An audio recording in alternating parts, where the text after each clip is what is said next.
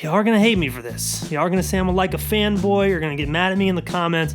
But I actually think, YouTube, what is good? Today, we are talking about this absolute tank of a camera, the Leica SL2, and why, to me, this is one of the most unique cameras on the market today. Now, you're probably gonna be mad at me for saying that, but let me explain. Today's video is a lot of camera talk. We're gonna be just sitting here. It's almost gonna be like a mini podcast, so I'm gonna show a ton of B-roll on the screen, a ton of photos that I've made with this camera as I drove from Atlanta to San Diego, California with my buddy Chris to photograph the lookbook and a bunch of other cool stuff for my brand 1826. The next launch is October 29th. Mark your calendar and you can look at the Instagram for all the stuff we made, and a lot of it being made with the Leica SL2. So let's get into it. First and foremost, I want to talk about the unique camera market, kind of the specialty camera market.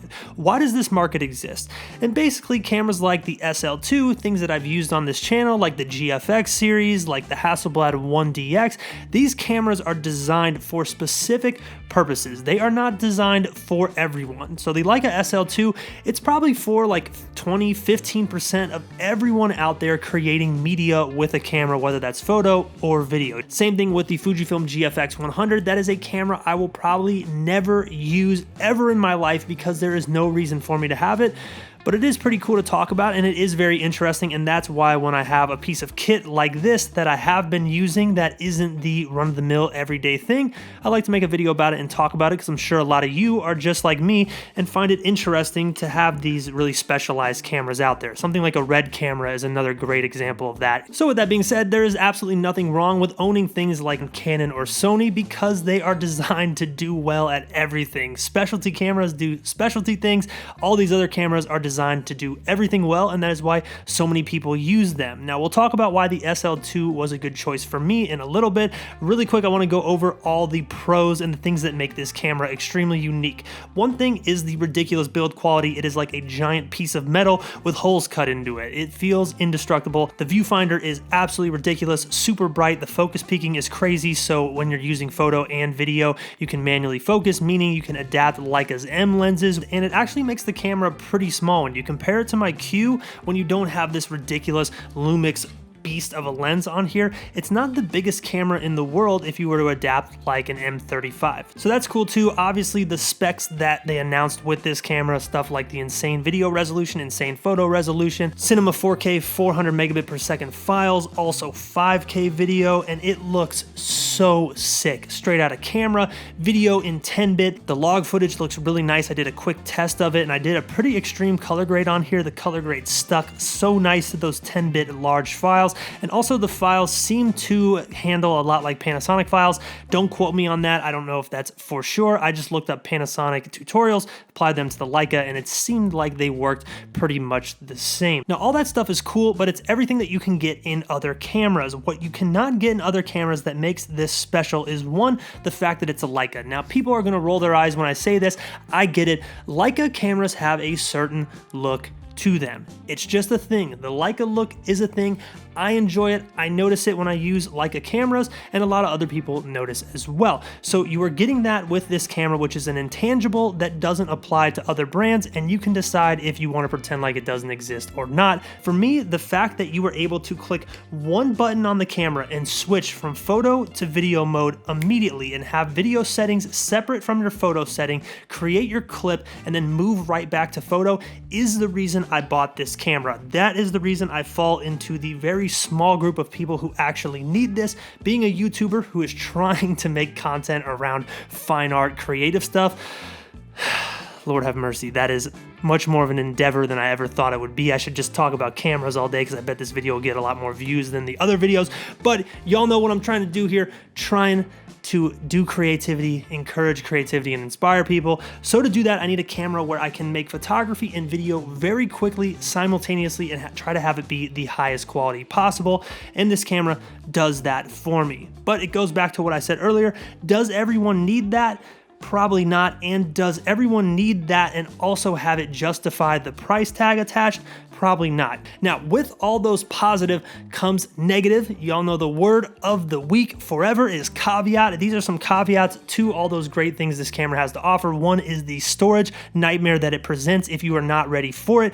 You obviously need a lot of storage space for large video and large photo files, and unfortunately a lot of young creators out there, they upgrade their camera and they don't upgrade their storage, and they find themselves deleting photos, deleting videos that they probably should keep. Also, your computer can be an issue. My MacBook that is not very good, I tried to do some color grading on it just to test it out. It nearly blew up the computer. I had to wait until I got home to my more powerful iMac, and that computer was able to handle it totally fine. But investments in your machines and your storage is also a piece of owning a camera like this, and I think a lot of people overlook that. And speaking of pricey stuff, the batteries for the SL2, $275, that is very expensive. The battery grip is like $1,000. I have not ponied up the money for an extra battery yet, but if you're someone using this camera for an entire day, you're using it at full capacity, it sucks down the battery so fast. So you're gonna need multiple ones, and it's gonna cost you a lot. The lenses also are gonna cost you quite a bit. The Leica SL lens lineup is pretty limited. There's not a ton of them. I don't know if I'm ever gonna end up getting one,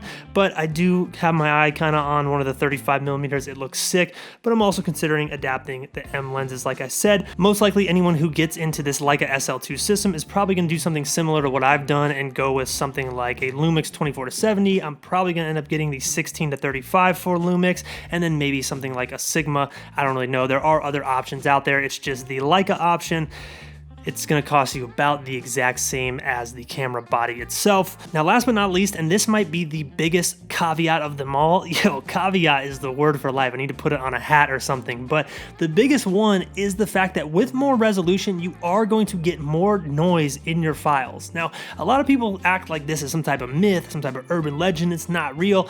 I noticed it immediately. I had the camera set to ISO 800, and while it wasn't bad, it didn't bother me too much. I did notice, like, hey, there's way more grain on these ISO 800 files than there were on my Q. Is it a deal breaker? For me, no. It comes with the territory. I knew if you got more megapixels, you're gonna get more noise. I don't know any of the science behind that. You can watch like a Gerald Undone video or something, and he will explain it, but it's definitely a real thing, and it's very noticeable, especially coming from a model like the Q that had about half the resolution of this camera. Now, with all that said, we got all that blabbing out of the way. Is this thing worth $6,000? Can we justify the price tag? Y'all are gonna hate me for this. Y'all are gonna say I'm a Leica fanboy. You're gonna get mad at me in the comments. But I actually think this thing is reasonably priced. I think the SL2 is actually worth what it costs. And the reason I think that is when you compare it to other cameras out there from competitors, people like Sony, people like Canon. Also, Canon has their 1DX Mark III or whatever.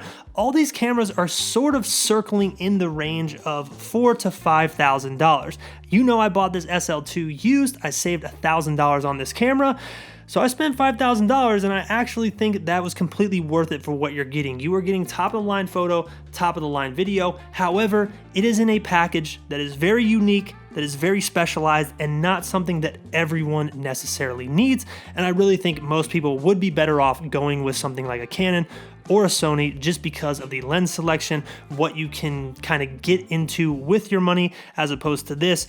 There's a lot of like little nuanced things, like I mentioned, that you need to pay attention to, whether it's storage, whether it's lenses, whether it's batteries, all the stuff that comes with it. So for me, I actually do think it's worth the $6,000, just not for everyone. Probably like 15% of people making media actually need to purchase something like this. Everyone else would be good with everything else that's out there. But those are just my thoughts, my opinions. Don't get too mad at me for speaking my mind and just talking my talk today. This was a mini camera talk podcast on the Leica SL2. I am loving it. I'm going to take it out and do some street photography with it this week, so stay tuned for that video. See y'all next time.